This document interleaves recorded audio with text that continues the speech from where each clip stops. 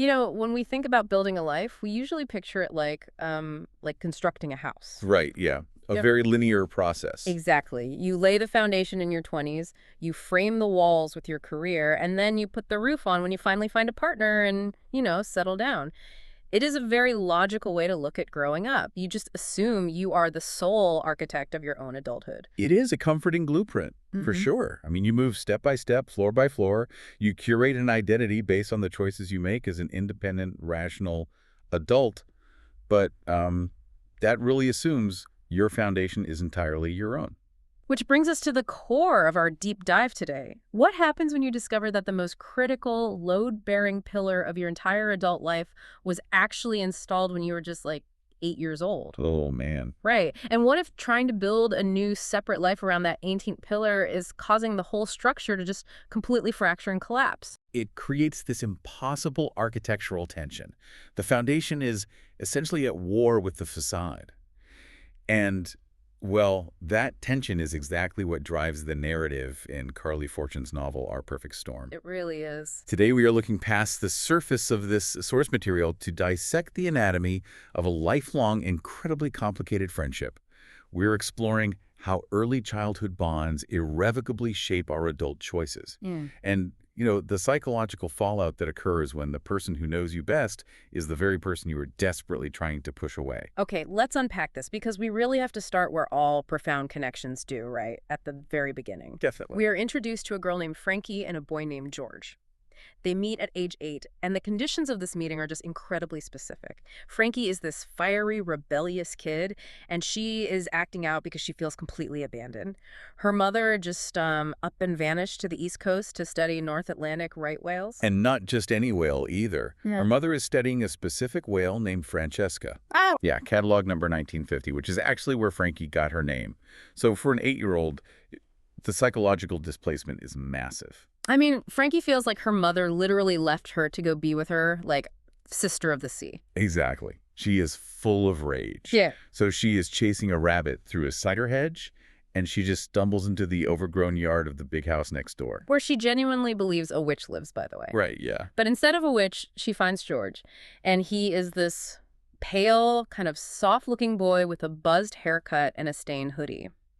And he is living with his grandmother, Mimi, because his own mother tragically passed away. So heavy. So you have these two 8-year-olds colliding in this overgrown yard. One is suffering a temporary, albeit deeply painful, maternal abandonment, and the other is quietly suffering a permanent one. And that shared, unspoken trauma is the mortar for this foundational pillar we are talking about. Think about the psychology of an 8-year-old, right? Their identity boundaries are still super porous. Frankie, who feels so powerless about her mother leaving, immediately decides George needs defending. She just takes him under her wing. She totally does. She channels all that rage into protecting him. And George, who is completely adrift in his grief, anchors himself to Frankie's fierce, undeniable energy. They aren't just playing. They are forming a mutual survival system. Which makes the scene when they turn 10 make so much more sense. They hold a literal wedding under an apple tree in Frankie's backyard. Ah, yes.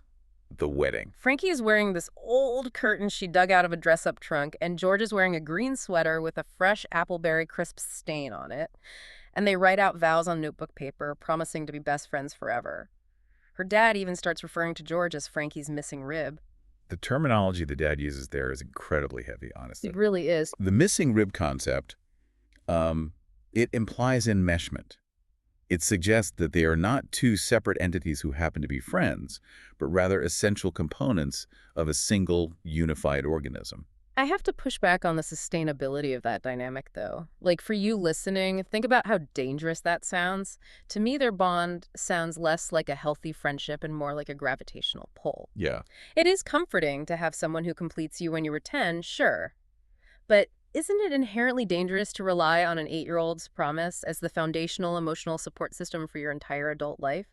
You are essentially trapping your adult self in a contract signed by a child.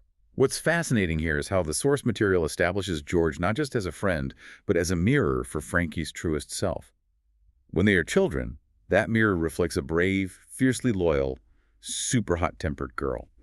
George loves that version of her. Yeah, he does. But as they grow up, that mirror becomes deeply uncomfortable for Frankie to look into because the adult Frankie is trying very hard not to be that hot-tempered girl anymore. She wants to remodel the house. Because that fire got her burned. And we jump forward 22 years, and the story shows us exactly why she wants to change. Frankie is now 30. She is a burnt-out former chef who famously quit her extremely demanding culinary job by slapping a raw steak onto a rude customer's plate. Which is quite the exit. Right, she was too intense, too fiery, and it just exhausted her. Now she's trying to live a completely different life. She wants peace, calm, and a highly domesticated routine. And she believes she has found the ultimate antidote to her own intensity in a man named Nate. Now, Nate is a 46-year-old probability professor. So telling. The occupation is very telling. He calculates risk, he is steady, he is kind, and psychologically he represents safety. Yeah. He asks absolutely nothing of your fire. Have you ever done this? Like you listening right now, have you ever been so thoroughly exhausted by your own life, your own intensity, that you purposely chose a path or a partner just because they were the path of least resistance? It happens all the time. That is what Frankie is doing, and she's about to marry this professor in a lavish, Michelin-starred 6-course affair at a place called Darlington Manor. Everything is perfectly curated, but the tension in the room is suffocating because George arrives to be the best man. Of course he does. His hair is a mess, his glasses are smudged, and his mere presence is a massive threat to this pristine new life Frankie has constructed. To understand why he is such a threat, we really have to look at the mechanism of their conflict from 7 months prior. In a snowy field at Christmas, George gave Frankie a brutally honest reaction to her engagement. Oh, it was brutal. He accused her of making herself smaller, quieter, dull. He explicitly told her she was acting like a domesticated lapdog for a man who just wanted an easy partner rather than embracing the sharp-tongued woman she truly is. Wait, so the childhood friend is essentially calling out the adult facade. It is the ultimate betrayal of the mirror. The mirror is telling her the safe, new house she built is a complete fraud. Precisely. And we know that people who choose safe partners often do so to avoid being challenged. George is challenging her fundamental adult identity. And of course, the wedding spectacularly implodes. Right. The day before the ceremony, Nate dumps Frankie. The detail of the breakup is excruciatingly passive.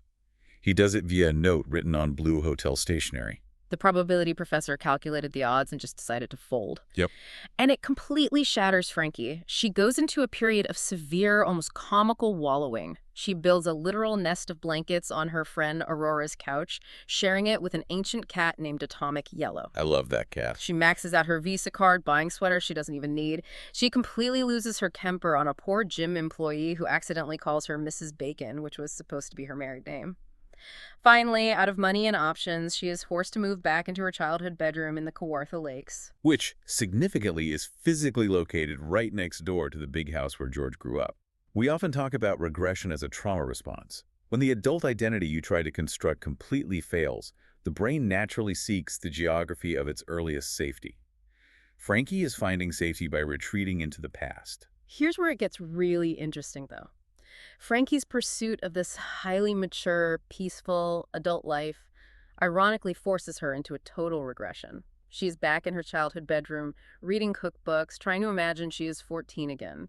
She creates the perfect emotional vacuum for George to step back in. She really does. But the paradox is, the moment she successfully recreates her childhood environment, George steps into it, not as the boy she remembers, but as a completely realized adult. The visual contrast the story paints here is striking. Frankie is sunbathing by Mimi's extravagant pool, dwelling entirely in her past failures. She is awoken by the physical reality of a new and improved George. The glow-up is real. It is. He has a sharp new haircut. He is wearing sophisticated tortoiseshell horn-rimmed glasses with gold touches. He smells expensive-like, leathery and smoky. He has been traveling the world, covering environmental crises as a journalist. He arrives as a confident, capable man. And yet he still hands her a grape soda. Exactly. It is this masterful blend of the boy who knew her at 8 and the man he has become at 30. And he comes bearing a pitch. George reveals he has meticulously researched a psychological 7-day itinerary to heal her broken heart.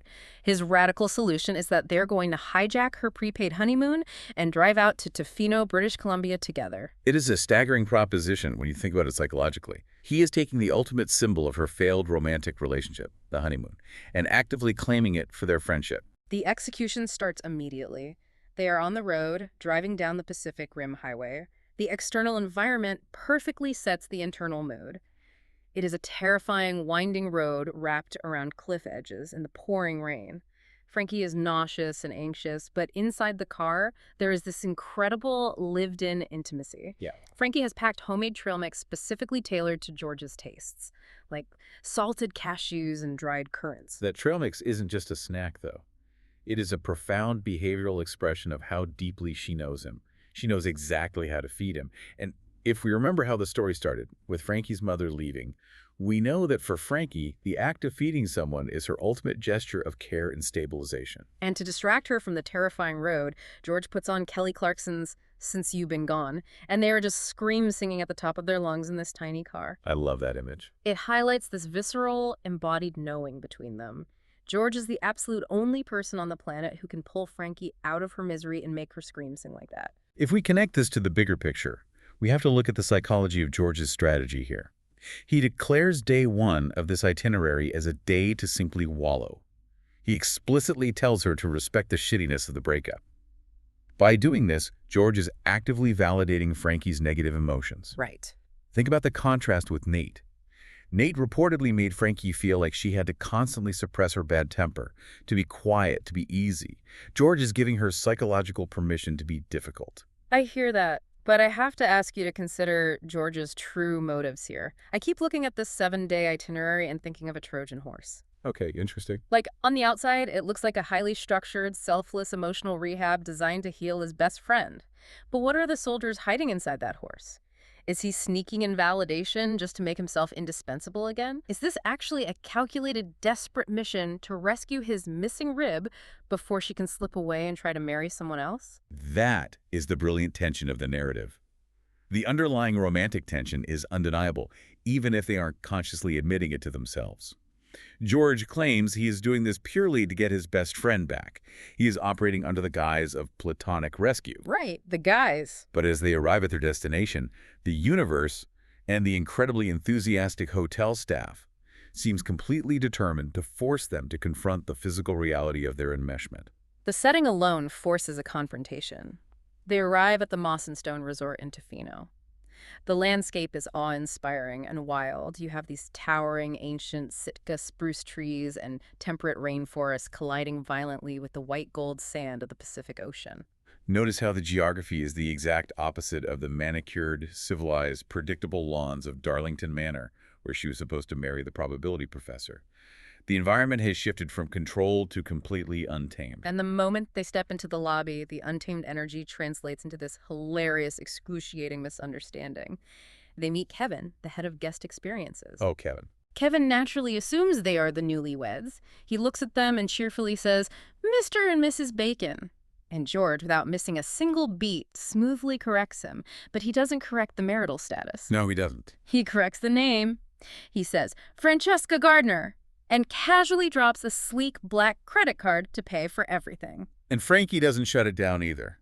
She leans right into the ruse. She starts calling George honey and buttercup to mess with him.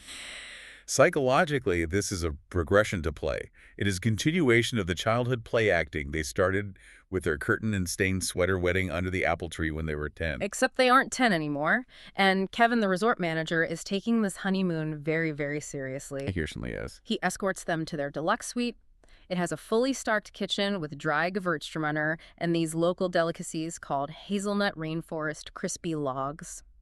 There is a private hot tub on the deck behind a wooden privacy screen. But the true climax of awkwardness happens when Kevin leads them up the spiral staircase to the primary bedroom.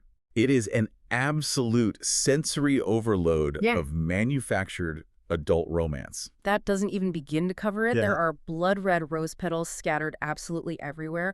We are talking a candle-lined pathway leading to a massive king-sized bed. There are rose petals floating in a steaming bathtub that sits right in front of a completely transparent glass wall. Oh my God. And the absolute coup de grace, sitting right there on the bathroom counter, is a romance kit. Which Kevin happily and thoroughly points out to them. Yes. It features condoms, intimate wipes, and a tiny vibrator. And George, this globe-trotting, fearless environmental journalist who covers literal wildfires, flushes completely red. He's terrified. And Kevin is just standing there, uncomfortably offering to show them how to use the hot tub jets, and George essentially has to bribe him with a $100 bill just to get him to leave the room. This raises an important question about identity and desire. Frankie told herself she wanted a safe, peaceful life with a man who calculated probabilities. But look at where she actually comes alive. She is thrust into the wild, unpredictable Pacific Northwest with George, a man whose career is literally chasing after environmental crises. It's so true. The external setting is perfectly mirroring their untamed, undeniable internal chemistry. The domesticated lapdog routine is completely stripped away. She is in the wild now, and the physical proximity in that suite is forcing the issue. They cannot just be childhood playmates in a room covered in rose petals and romance kits. The context has fundamentally changed. But what I absolutely love is the final image we get in this sequence. After Kevin finally leaves, the tension in that room is suffocating. They are two adults trapped in a honeymoon suite. Yeah. And what does Frankie do? She reaches out, takes George's glasses off his face, and quietly cleans the smudges on the hem of her own shirt. It is such a specific, intimate, deeply ingrained childhood habit. Right. And to me, it shows that even in this highly charged, hyper-adult environment, the foundational pillar of their bond survives. It is a physical grounding mechanism. She is overwhelmed by the adult implications of the room, so she reaches for the one action that reminds her she is safe. She is with her missing rib. It beautifully captures the dual nature of their relationship. They're terrified of the adult romantic implications, but profoundly comforted by their shared history. So what does this all mean for us? This deep dive illustrates a powerful psychological truth. The people who know us in our most formative years, the people who saw us long before we learned how to curate our safe, acceptable adult personas, hold an inescapable mirror up to our true self. Yeah, they do. Frankie tried to shatter that mirror because she was exhausted. She wanted a different, easier reflection. She wanted to build a new house, but she couldn't. Sometimes moving forward requires going all the way back to the foundation. It demands an incredible amount of vulnerability. It is a terrifying kind of love, whether platonic or romantic, because it demands total, unflinching authenticity. You cannot hide behind a facade with someone who helped pour your foundation. You really can. And I want you, the listener, to reflect on your own life right now. Think about your own foundation. Who is the George in your life? Who is the person that knows your history, knows your deepest flaws, and absolutely refuses to let you settle for a quieter, duller version of yourself? And if you have that person, are you keeping them close, or are you pushing them away because looking in their mirror is just too difficult? It is a question that requires real honesty to answer. It is. And before we go, it leaves me with one final, lingering question to mull over about the story itself. We know Nate left Frankie a note on the day of the wedding. We know he said he loved her but couldn't marry her. But given the overwhelming, completely inescapable gravity of Frankie and George's bond, did the probability professor just calculate the odds? Did Nate ultimately walk away because he realized the hard truth? That if he married Frankie, he was always going to be the third wheel in his own marriage? It is a profound realization. You simply cannot build a new house on a foundation that already belongs to someone else. No, you can't. Thank you so much for joining us on this deep dive. Keep examining your foundations, and we will catch you next time.